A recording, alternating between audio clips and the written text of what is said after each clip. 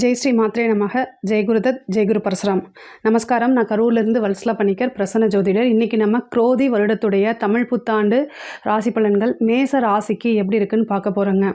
இந்த வருஷம் பிறக்குது இல்லையா, குரோதி வருடம். அது என்ன திதியில் பிறகுதுன்னா, சஷ்டி திதியிலையும் தைத்துளை கரணத்திலையும் அதிகண்ட யோகத்திலையும் திருவாதிரை நட்சத்திரத்திலையும் ஞாயிற்றுக்கிழமை தமிழ் புத்தாண்டு அதாவது குரோதி வருடம் பிறக்குதுங்க. இந்த குரோதி வருடம் பிறக்குது இல்லையா, அன்று உங்களுடைய அதாவது மேச ராசிப்படி கிரக நிலைகள் எப்படி இருக்குன்னு பார்க்கலாங்க. அதாவது உங்களுடைய ராசியிலேயே குரு சூரியன் இருக்காருங்க. அதாவது 5 கூடைய சூரியன் உங்கள் ராசியில் இருக்கார். 3ஆம் இடத்துல சந்திரனும், உங்களுடைய ராசிக்கு 6ஆம் இடத்துல கேதுவும், 11ஆம் இடத்துல சனியும் செவ்வாயும், 12ஆம் இடத்துல சுக்கிரன், புதன், ராகு 3 கிரகங்கள் இருக்குது. உங்களுக்கு இந்த ராசி அதாவது பொதுவாக குரோதி வருடம் எப்படி இருக்கும், உங்களுடைய ராசி அமைப்புப்படி என்னென்னா, இந்த வருடம் உங்களுக்கு நல்லா தான் இருக்கும். இந்த சனியோடைய பார்வை 3ஆம் பார்வை உங்களுடைய ராசிக்கு வருது. அப்போ என்னென்னா, கொஞ்சம் உங்களுக்கு தாமதம், எந்த ஒரு விஷயத்தையும் ட்ரை பண்ணும்போது கொஞ்சம் தாமதமாகி கிடைக்கும். ஆனால் கிடைக்கும், கண்டிப்பாக கிடைக்கும். அது மட்டும் இல்லாமல் உங்களுக்கு ஏப்ரல் 30ஆம் தேதிக்கு மேலே குருவும் பயிற்சி ஆயிடுறாரு. அப்போது இவ்வளோ நாளாக இருந்த அந்த ராகு பிரச்சனையும் குரு ப்ராப்ளமும் சால்வ் ஆகும். அதாவது ஜென்ம குரு அவ்வளோ நல்லது இல்லைன்னு ஆல்ரெடி நான் குரு பயிற்சியில் சொல்லியிருப்பேன். அதே மாதிரி குருவும் பயிற்சி ஆகிடுறதுனால இந்த வருஷம் நீங்கள் நினைக்கக்கூடிய எல்லா விஷயமுமே சக்ஸஸ் ஆகும். ஆனால் என்ன அப்படின்னா, கொஞ்சம் சோம்பேறித்தனப்படாமல் நீங்கள் அதிகமான எஃபர்ட்டை போட்டிங்க அப்படின்னா கண்டிப்பாக உங்களுக்கு சக்ஸஸ் அப்படிங்கிறது உறுதியாக உண்டுங்க.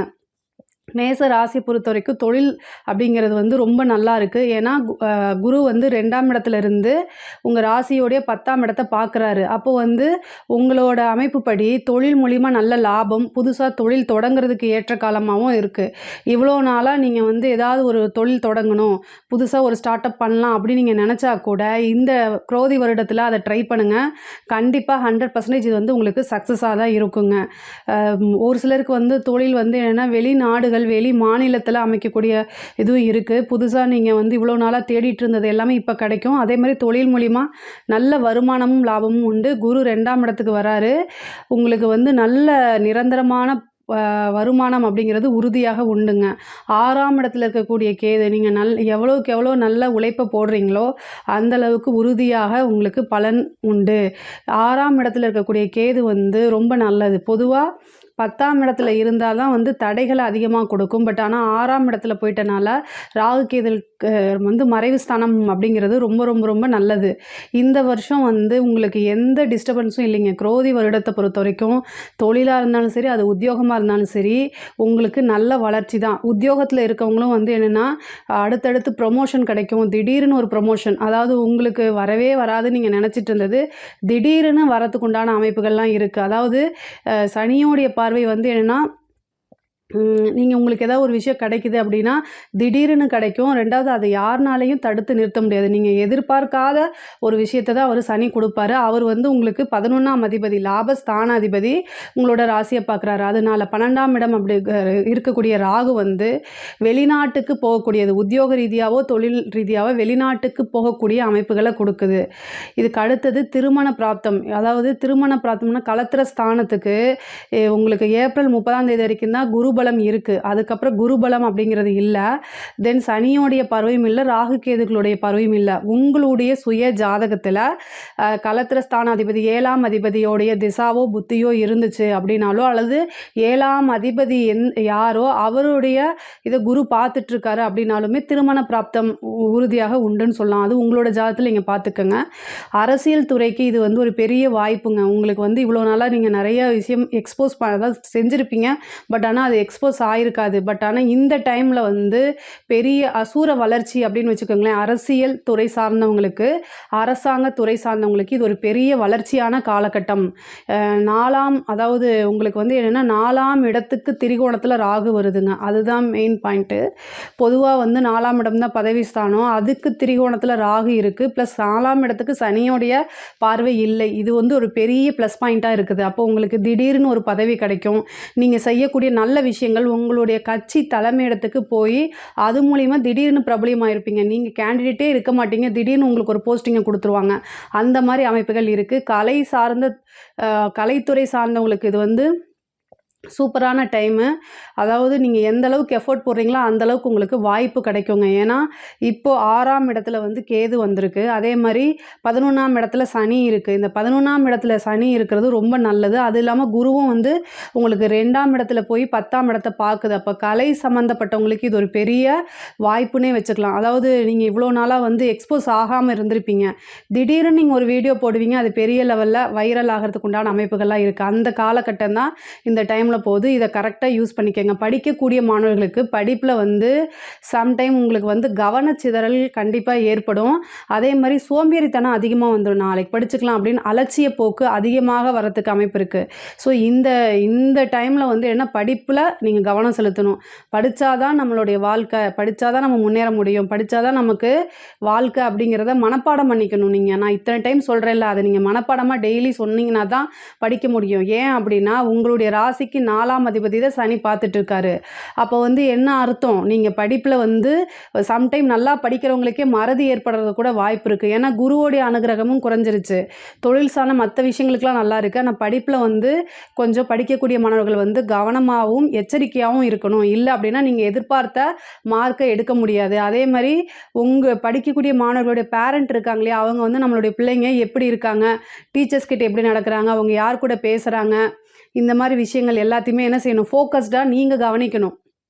அதே மாதிரி பெண்களுக்கு வந்து சுயமாக தொழில், வேலை, உத்தியோகம் இது எல்லாமே ரொம்ப சூப்பராக இருக்குது. ஆனால் முக்கியமாக என்ன அப்படின்னா, நீங்கள் தொழில் ரீதியாக எங்கேயாவது வெளியில் போகும்போது, ஏன்னா 6ஆம் இடத்துல கேதுவும் 12ஆம் இடத்துல ராகும் இருக்குது. அப்போ என்னென்னா நீங்கள் ட்ராவல் பண்ணுறீங்களா, அந்த டைம் வந்து நீங்கள் எங்கே போகிறீங்க, என்ன போகிறீங்கன்னு உங்களுடைய பேரண்ட்கிட்டேயோ அல்லது கல்யாணம் ஆனவங்களாக இருந்தால் கணவன்கிட்டேயோ நீங்கள் சொல்கிறது ரொம்ப ரொம்ப முக்கியமானது. முக்கியமாக வந்து ராகு திசை நடக்கிறவங்க, அதாவது ராகுவோடைய திசையோ புத்தியோ அல்லது செவ்வாயோடைய திசையோ புத்தியோ நடக்கிறவங்க இதை பார்க்கணும். ஏன்னா செவ்வாய் வந்து உங்களுக்கு இந்த வருடம் பிறக்கும்போது பாதகஸ்தானம் 11ஆம் இடம் லாபம், ஆனால் அதே நேரத்தில் பாதகஸ்தானத்தில் தான் இருக்கார். உங்களுடைய ராசி அதிபதி இந்த வருடம் பிறக்கும்போது பாதகஸ்தானத்தில் தான் இருக்கார். கூடுதல் எச்சரிக்கை தேவை, அவ்வளோதான். அதாவது நான் எதுக்குமே தடை சொல்லலை.